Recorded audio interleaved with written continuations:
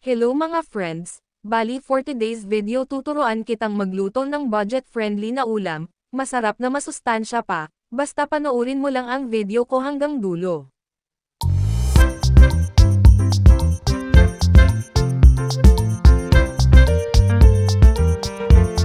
Sa ating recipe for today's video, kailangan natin ng isang tali ng sitaw, then hiwa-hiwain lang ito ng maliliit, katulad nito. Tapos nag-prepare din ako ng kalahating kilo ng laman ng baboy, pero kung prefer nyo ang quick and easy, bumili na lang kayo ng giniling sa palengke, sinalang ko lang ito sa grinder mga friends. Kaya prefer ko ang ganito, para alam kong purong laman siya at walang halo, katulad ng balat ng baboy at iba pa, base sa aking experience.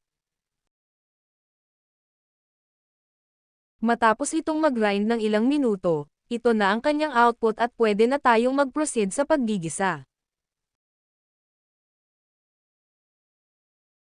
Para sa paggigisa, naglagay lang ako ng mantika rito, at inilagay ko na ang minced garlic, onions at cherry tomatoes, pero pwede ring gumamit ng common na kamatis.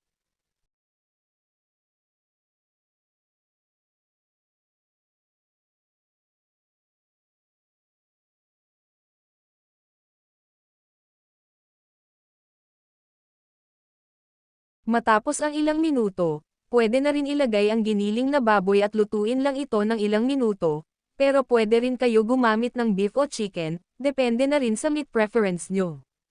Matapos ang ilang minutong pagluluto, ito na ang output, halo-haluin lang ito upang di ito masunog, lutuin lang pala ito gamit ang medium fire.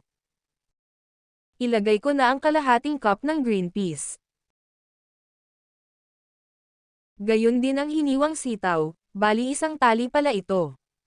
Kalahating kutsaritang paminta at paprika.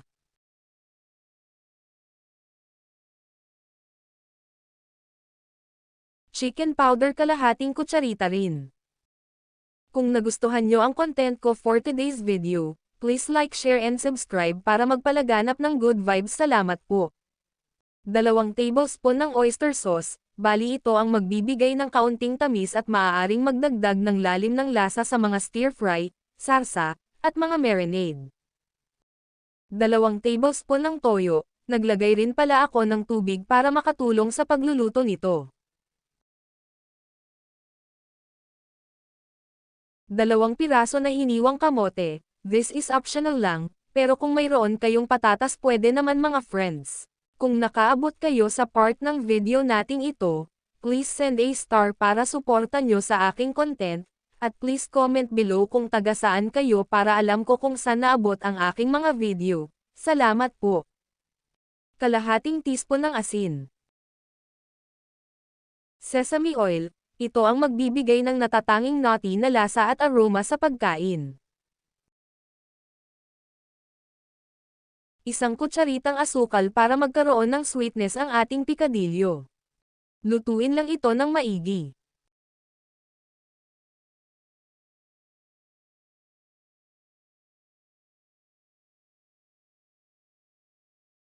Matapos ang ilang minutong pagluluto, ito na ang pork ground meat recipes o pikadilyo, pork giniling recipe na level up.